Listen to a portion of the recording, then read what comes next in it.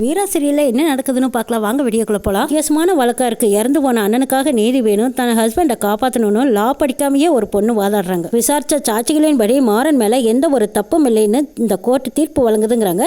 அவருக்கு எந்த ஒரு ஆதாரம் சாட்சி எதுவுமே கிடையாது. ஆனால் அதெல்லாம் பொய்யானதுன்னு நிரூபிக்கப்பட்டதுனால எதிர்பாராத விபத்து தானே தவிர திட்டமிட்ட கொலை கிடையாது. மாறன் நிரபராதின்னு இந்த கோர்ட் அறிவிக்கிறதுன்னு சொல்லிடுறாங்க ஜட்ஜி. இதை கேட்டு அங்கிருந்து எல்லாரும் சந்தோஷப்படுறாங்க. வழக்கில் இருந்து மாறனை விடுவிக்க சொல்லி காவல்துறைக்கு உத்தரவிடுகிறேன். இந்த வழக்கை தவறான முறையில் பயன்படுத்தி பொய்ச்சாட்சி சொன்ன சந்திரன் உட்பட அரசு ஊழியர்களுக்கும் 50,000 ரூபாய் அபராத தண்டனை கட்ட சொல்லி இந்த அரசு உத்தரவிடுகிறதுங்கிறாங்க.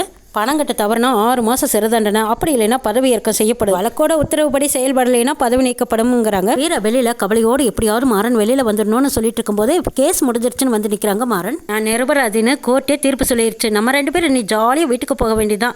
அந்த இன்ஸ்பெக்டர் இஞ்சி தொன்ன குரங்கு மாதிரி திருன்னு முளைச்சிட்டு இருந்தாரு. நடந்ததோ ஆக்சிடென்ட்னு அவன் தலையில கொட்டு வைக்கிற மாதிரி ஜட்ஜே தீர்ப்பு சொல்லிட்டாரு அப்படின்னு சொன்னதும் சந்தோஷத்துல வீரா போய் மாறனை கட்டிப்பிடிச்சுக்கிறாங்க. ஆனா நான் தான் சொன்னேன்ல, இந்த தீர்ப்புல நீ தான் ஜெயிப்பின்னு, உண்மை ஜெயிச்சிருச்சு பாருன்னு சொல்லி எழுதுறாங்க. வீரா ஆரா நீ என்னெல்லாம் சொன்ன இந்த கேஸ்ல ஜெயிக்க முடியாதுன்னு, பாத்தியெல்லாம் இப்ப நான் ஜெயிச்சிட்டேங்கிறாங்க. வீரா ஆமாமா, காதல் தேவதை தூது விட்டதும் நீதி தேவதை காதல விழுந்துருச்சு, அதுதான் எனக்கு விடுதலைன்னு தீர்ப்பு சொல்லிட்டாங்கன்னு சொல்றாங்க. மாறன் இதை கேட்டு கண்ணீர் தொடச்சுக்கிட்டு வீரா சந்தோஷம். ஆனாலும் ஒண்ணு வீரா, உன்னை உங்க அண்ணன் வக்கீலுக்கு படிக்க வைக்காம ஏமாந்துட்டாரு. கண்டிப்பா நீ வக்கீலுக்கு மட்டும் படிச்சிருந்தேன்னு வச்சுக்கோ, அந்த ஜட்ஜுக்கு பதிலா நீ தான் அந்த இடத்துல உட்காந்துருப்பீங்கிறாங்க. மாறன் ஜட்ஜு பாண்டியராஜன் வெளியில வந்ததும் வீரா கிட்ட கேக்குறாங்க, என்னம்மா இப்ப சந்தோஷமா? பாண்டிய நாட்டை காப்பாத்தின சாவித்திரி மாதிரி புருஷனுக்காக மதுரையே எரிச்ச கண்ணகி மாதிரி புத்தகத்துல படிச்ச கேரக்டர் எல்லாம் இப்ப இன்னைக்கு நேர்லயே பார்த்த மாதிரி இருக்குமா? நீ சாதிச்சுட்டே, உன்ன மாதிரி வீட்டுக்கு ஒரு பொண்ணு இருந்தா எவ்வளவோ நாட்டுக்கு நல்ல வாழ்த்துக்கள் சொல்றாங்க. சரி உனக்கு இன்னும் வயசு இருக்கு, லா படிக்க வாய்ப்பு கிடைச்சா படிங்கிறாங்க பாண்டியராஜன். ஆமா என்ன புருஷ மண்டாட்டி 2 பேரும் கட்டிப்பிடிச்சிட்டு அந்த மாதிரி இருந்தது, புருஷ மண்டாட்டி தாமா கட்டிப்பிடிக்கணும், மாத்தி கீர்த்தி கட்டிப்பிடிச்சிட்டீங்க, அப்புறம் உள்ள வச்சு லாடம் கட்டிடுவேன் ஜாக்கிரதைன்னு சொல்லிட்டு கேலியும் கிண்டலுமா பேசிட்டு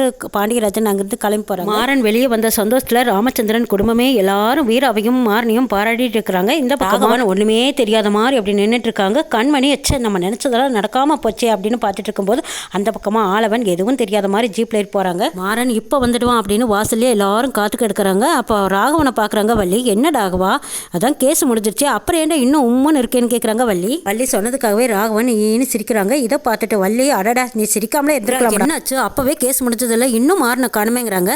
அதான் நீங்க இப்படி பதட்டப்படுவீங்கன்னு தான் என்ன முன்னாடி போக சொல்லிட்டா. மாறன் இன்னும் ஃபார்மாலிட்டிஸ் எல்லாம் இருக்கும்ல, அதெல்லாம் முடிச்சுட்டு தான் வருவாங்கன்னு சொல்றாங்க. வீரா மாறன் சொன்ன மாதிரியே நீங்களும் பதட்டமா தான் இருக்கீங்கன்னு சொல்றாங்க. ஏன் நீ மட்டும் பதட்டமா இல்லையே என்ன, நீயும் ரூம்ல உட்காந்து அழுதுட்டு தானே இருந்தேங்கிறாங்க. வள்ளி மாறன் வந்ததுமே அங்கேருந்து எல்லாரும் சந்தோஷப்படுறாங்க. போனதும் போய் டே மாறா இவ்வளோ நேரம் ஆயிடுச்சாடா, வாடா உன்னை பார்க்கும்போது ரொம்ப சந்தோஷமா இருக்கு அப்படின்னு சொல்லிட்டு இருக்காங்க. ஆமாம் எங்கே உன்னோட பாசமலர் அண்ணனை காணாங்கிறாங்க. உள்ளதான் இருக்கு, வாடா உனைத்தான் எதிர்பார்த்துட்டு இருக்கோன்னு சொல்லி கூட்டி போகிறாங்க. வள்ளி ராமச்சந்திரன் வெளியில் வந்ததும் அங்கேயே நில்லுங்கிறாங்க. அண்ணன் என்னென்ன இது, எவ்வளோ பிரச்சனைகளை தாண்டி புள்ள வீட்டுக்கு வந்திருக்கான், அவனை போய் வெளியிலேயே நில்லுன்னு சொல்றீங்க, என்னென்ன ஆச்சு உனக்கு அப்படின்னு கேட்குறாங்க. வள்ளி எவ்வளோ பிரச்சனையும் எவ்வளோ கஷ்டத்தையும் தாண்டி வந்திருக்கான்னு உனக்கும் தெரியுதுல்ல, ஆரத்தி எடுத்து முதல்ல வீட்டுக்குள்ளே கூட்டிட்டு வாங்குறாங்க ராமச்சந்திரன். பாட்டியா வீரா எனக்கு கூட இதை தோணலை, அண்ணன் எவ்வளோ ஞாபகமாக வச்சு எப்படி திஷ்டி சுத்த சொல்லுது பாரு அப்படின்னு சொல்லிட்டு இருக்காங்க. சரி போய் முதல்ல தண்ணி எடுத்துட்டு வா வீராங்கிறாங்க. கொஞ்சம் இருங்க, ஐயரே வந்திருக்காரு, அவரே செய்வார்னு சொல்றாங்க. ஐயர் வந்திருக்காரா அப்படின்னு ஆச்சரியப்படுறாங்க. ஐயரும் வெளியில வராங்க. அடடே ஐயரே நீங்க எப்ப வந்தீங்கன்னு கேட்குறாங்க. வள்ளி காலையிலேயே ஐயா போன் பண்ணி என்னை வர சொல்லிட்டாரு, சரி தண்ணியில உப்பும் மஞ்சளும் போட்டு எடுத்துட்டு வாங்கன்னு சொல்லவும் வீரா போய் எடுத்துட்டு வராங்க.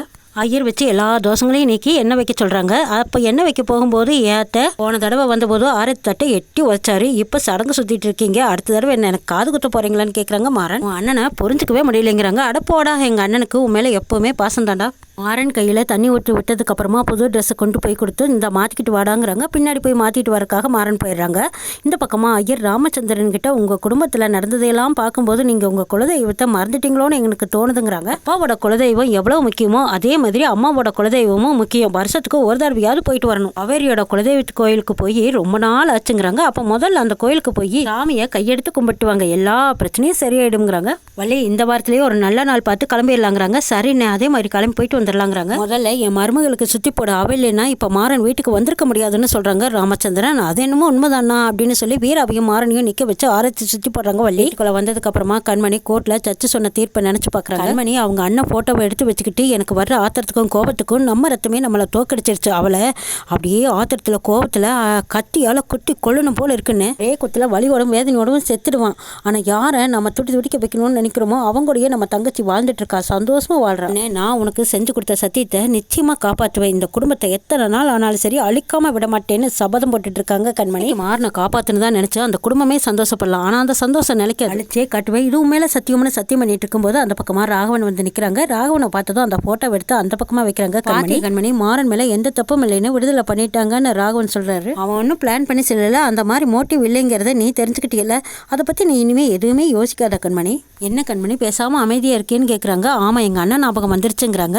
சரி, அதை பற்றியெல்லாம் யோசிக்காத, நான் வெளியில போறேன், உனக்கு ஏதாவது வாங்கணுமான்னு கேக்குறாங்க ராகவன். எனக்கு எதுவும் வேண்டான்னு சொல்லி அனுப்புறாங்க கண்மணி. மாறன் அவங்க ரூம்ல இருக்கிற பீரோவை திறந்து பாக்குறாங்க. அந்த கபோர்டு ஃபுல்லா மாறனோட ட்ரெஸ் பூரா அயன் பண்ணி வச்சிருக்காங்க. அடேப்பா, என்னோட ட்ரெஸ் எல்லாம் அயன் பண்ணி வச்சிருக்காளே, முதற்கொண்டு அயன் பண்ணி வச்சிருக்காளே அப்படின்னு பார்த்துட்டு இருக்கும்போது அந்த பக்கமா வீரா வராங்க. வீரா, என்ன எங்க அத்தா எல்லாமே அயன் பண்ணி வைக்க சொல்லிச்சான்னு கேக்குறாங்க. அவங்க எல்லாம் எதுவும் சொல்லல, நான் தான் பார்த்தேன், சரி எல்லா ட்ரெஸ்ஸும் கசங்கி கெடுத்தது, அதனால அயன் பண்ணி வச்சேங்கிறாங்க. மாறன் கண்ணாடிக்கு முன்னாடி இருக்கிற சீப்பை பாக்குறாங்க. இந்த சீப்பை யார் வாங்கி வச்சா, இதை நான் யூஸ் பண்ணவே மாட்டேனுங்கிறாங்க. இங்க பாரு, இதுக்கு முன்னாடி நீ வச்சிருந்தியால அந்த சீப்பை யூஸ் பண்ணினா 5 வருஷத்துல தலையெல்லாம் சொட்டை ஆயிடும். இந்த சீப்பை யூஸ் பண்ண, இது உனக்கு நல்லா இருக்குங்கிறாங்க. சொட்டையானா உன்னை பார்க்கவே முடியாது, அதனால தான்டா அக்கறையில தான் நான் இதை வாங்கி வச்சேங்கிறாங்க. அந்த சீப்பை அந்த பக்கமா வச்சுட்டு, அந்த டீயை குடி, டீ குடிச்சிட்டு நீ வழக்கமா எப்பவும் டீ கடையில டீ குடிப்பியெல்லாம், அந்த டீயோட டேஸ்ட் இருக்கான்னு சொல்லு பார்க்கலான்னு வீரா கேட்குறாங்க. மாறனும் அந்த டீயை ரசித்து குடிச்சு பார்க்குறாங்க. அடா ஆமா, அதே மாதிரி தான் டேஸ்ட் இருக்கு. என்ன அந்த கடையில் தான் போய் பார்சல் வாங்கிட்டு வந்தியான்னு கேட்குறாங்க. மாறன், அந்த கடையோட டேஸ்ட் தெரிஞ்சுக்கிட்டு தாண்டா நான் போட்டேன். 2 பாக்கெட் தூளை மிக்சிங் பண்ணி 1 பாக்கெட் தூளா போடுறாங்க. அதனால தான் அந்த டீ அவ்வளோ டேஸ்ட் இருக்கு. அந்த மாதிரி டீ உனக்கு இனிமே எப்பவும் நம்ம வீட்லயே கிடைக்கும், சரியா அப்படின்னு வீரா சொல்லும்போது, என்னது எப்பவும் கேட்டாவே கிடைக்காது, ஆனா இன்னைக்கு எதுவும் கேட்காமலே தானா கொண்டு வந்து கொடுத்துட்டு இருக்காளே, என்னாச்சு இவளுக்குன்னு யோசிக்கிறாங்க மாறன். வீராவோட செய்கையெல்லாம் மாறனுக்கு புதுசா இருக்கு, இருந்தாலும் ரொம்ப பிடிச்ச மாதிரி இருக்கு. என்னெல்லாம் நடக்க போகுதுங்கிறதையும் நாளை எபிசோட்ல பார்க்கலாம்.